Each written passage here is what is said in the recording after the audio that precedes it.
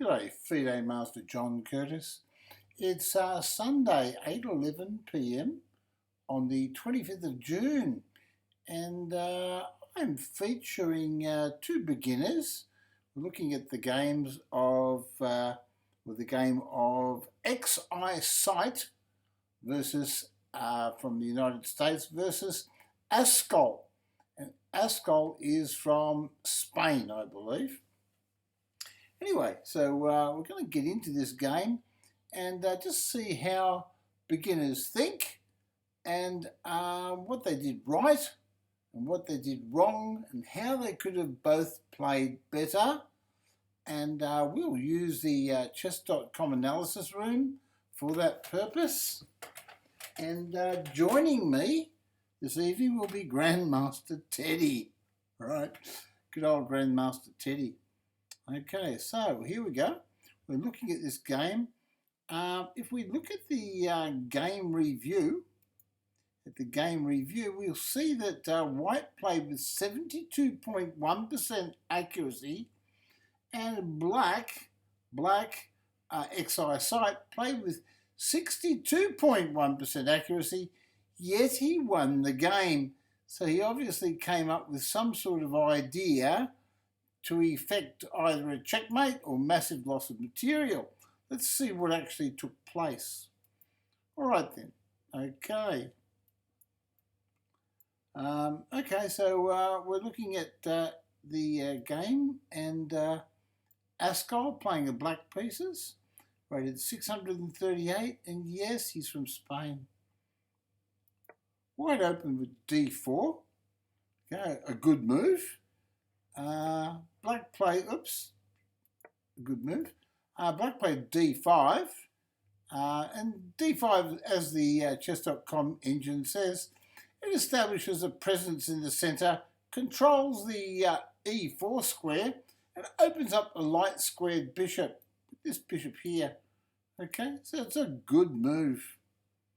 White, remember these are two beginners. White played c4.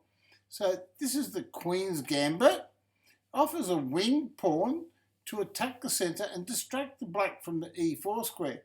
So what the chess.com coach is saying is this pawn currently attacks that square, and so what White's doing is he's pushing the c pawn up to deflect that pawn away from the centre, so he can play maybe e4, okay, and gain the centre.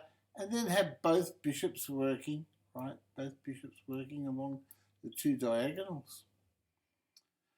So next move, Black takes the pawn. It's a book move. A lot of other players may choose a more solid approach, like c6, which is also a book move, and it supports the central pawn, right? So c6 can be played. Apart from pawn takes pawn, other moves that can be played are e6, and just supporting the pawn and maintaining the tension in the centre. And the benefit for a beginner of e6 is that that would develop the bishop, right? And then he's only got one knight move, and then he can castle quickly. Because in beginner chess, one of the reasons they often lose very quickly, beginners, is they don't castle quickly and put their king in a element of safety. Isn't that right, Grandmaster Teddy? That's right, Johnny. Teddy knows. Okay, Teddy's rated 10,000. Okay, so pawn takes pawn was played. Now, how will White respond here? Xxeyesight chooses knight to c3. It's a book move. It's a great move. It develops the knight towards the centre and controls the e4 square. Black played knight to c6, and it too is a book move.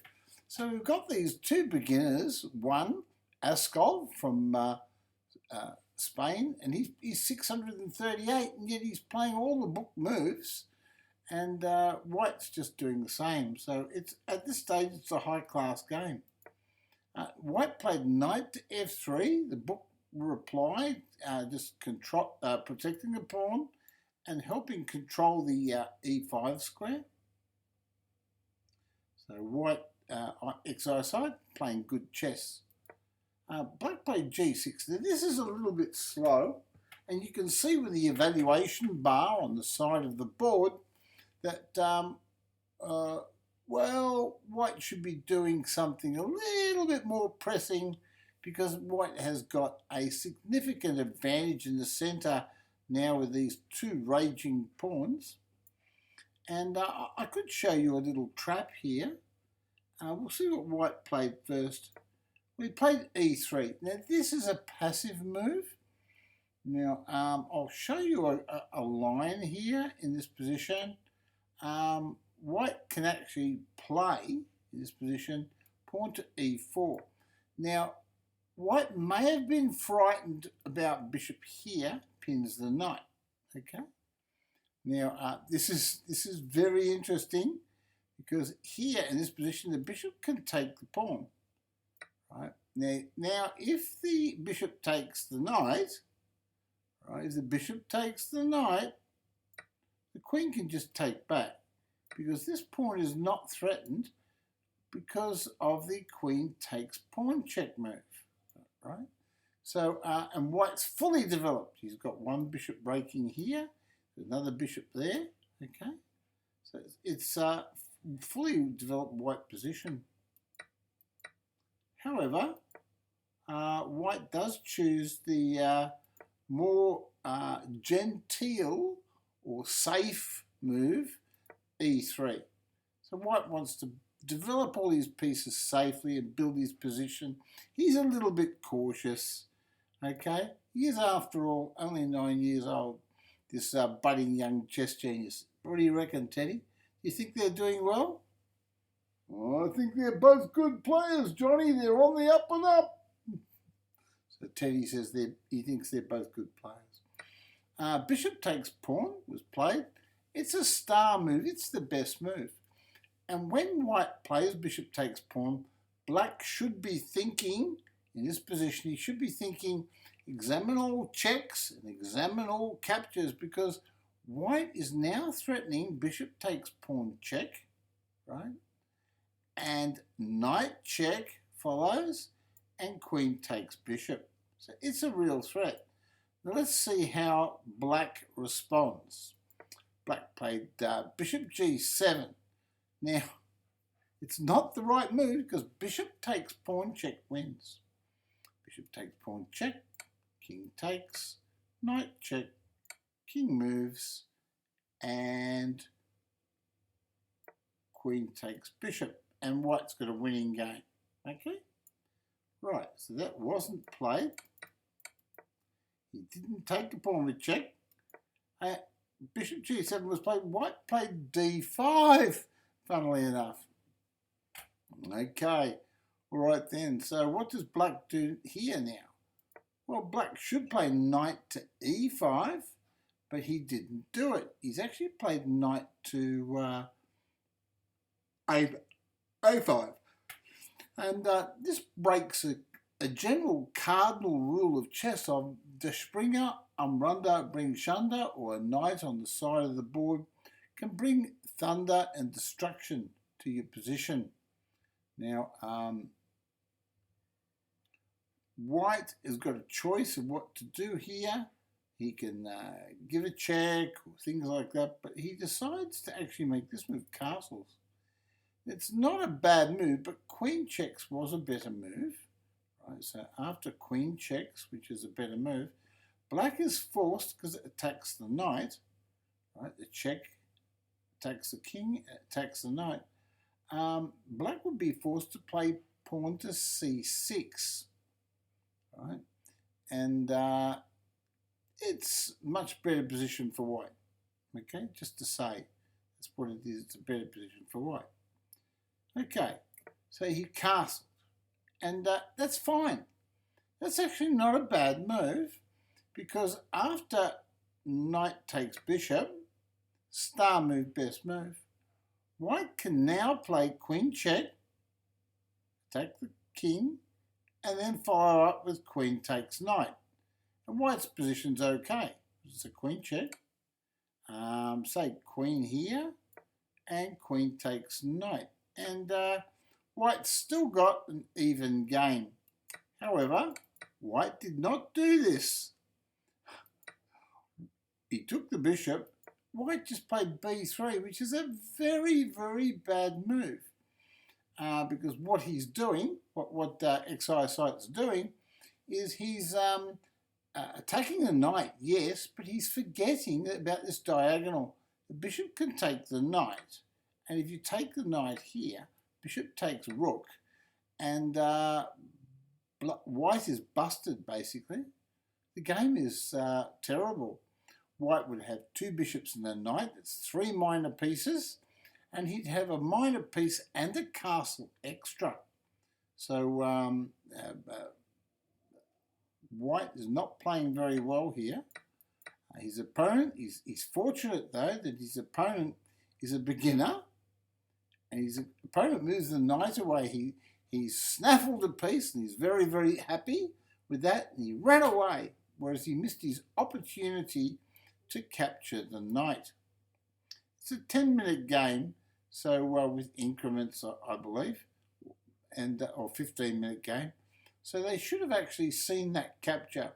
So if ascoll had been watching my videos and listened to Grandmaster Teddy, he would have known that examine all checks and captures, bishop takes knight would have won the game. Anyway, white can now play bishop to b2. And the overall position on the board is that white's got an advantage. So black's got the advantage of material.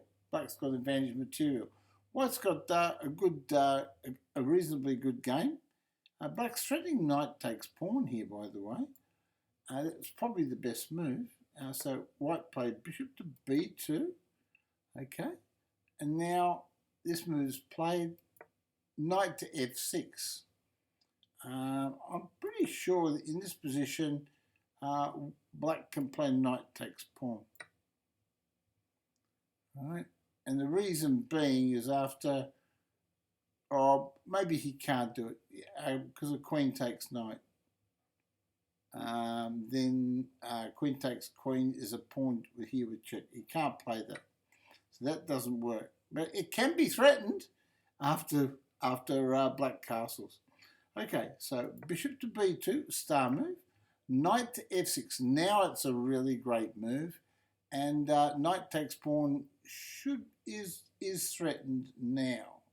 It's threatened now, I believe. E4 was played, but it's a mistake because of knight takes pawn. Right, now can you see what I'm talking about here? If black captures the pawn and white recaptures, well, black just simply takes the bishop. And it's got a lovely game. Right? He's winning more material. Okay, so he played c6. He's trying to undermine this centre. He's a bit concerned. He's got lots of pieces on that pawn. He's a bit concerned about it. White just brilliantly takes the pawn. It's an excellent move. h3 was best. So pawn hits bishop was actually a better move. Okay. Right. Black, our friend from Spain, captures the queen on d1. And now you think, oh, well, white's got all this material down. Xxeyesight's got lots of material down. How on earth can he win now? And the queens are off the board. And you'd be right too, in most cases. Okay, so the queen's rook takes the queen off. And it's a star move. It's the best move on the board, Grandmaster Teddy. And here we go. Pawn recaptures on c6, and that's the best move as well, as indicated by the star. White played rook to d2, and it's not a bad idea. The engine loves this move and has given it a star. Black makes a bad move. When black makes this move, king here, you say, well, why is it bad, John? Well, when the king moves here, all these pieces, the castle can't get out. It's all blocked. The whole position's blocked. So you know what it's like if you've got a blocked nose and you can't breathe properly and you feel all stuffy. Well, that's what that is. It's a terrible position because the pieces are not coordinated. You've got to get the pieces working in harmony together. And anyway, so knight there was a slightly better move, as indicated by the arrow. Rook to g1. Now, here, certain things are happening. For instance, this knight protects this pawn. Now, if that knight were to move, and white played pawn here, that knight moved, well, white could play knight here and grab a check. Right, so that's a possibility. And Xxeyesight, he must have X-ray vision or something. He's actually thinking about this, I believe. He played rook checks. Now, the rook captured the rook, which is correct. Oh no, it's not. Knight to e8 was better. But still, rook takes rook check. Knight to e8. And now it's simply white to move. And has white got a good move here, Teddy? Knight there. Oh, no, he played pawn there. Wrong move. He should be playing knight here. Knight here. With the idea of knight takes pawn checkmate. Right? So knight here would threaten a checkmate. That'd be a good move to trick his opponent, wouldn't it? Okay. So pawn there. Right. Now what's happened is the bishop moved back. Big mistake. And in he comes with the knight. And he's threatening checkmate in one. It's a smothered mate. The king is smothered. It's totally smothered. So let's see what black played here. Well, he played his bishop back. He thought the knight was attacking his bishop, and he ran away. Unfortunately for him, Xxeyesight plays knight takes pawn check and delivers a beautiful smothered checkmate. And that, my friends, is the end of the game. I hope you enjoyed this game between two beginners. There were a lot of lessons there for you about developing your pieces early, coordinating your pieces, and examining all checks and captures, all those important small things that make big differences on your chessboard. Okay, so it's goodbye from me. It's goodbye from Grandmaster Teddy, and we'll catch you in our next video. Okay then, and I'll just tell you a short story. Xxeyesight, he follows my Twitch TV channel. He's a fan of my channel. His dad is mentoring him and giving him all the encouragement to play his chess, and he's really loving his chess. And so I said I'd feature one of his games on my YouTube videos.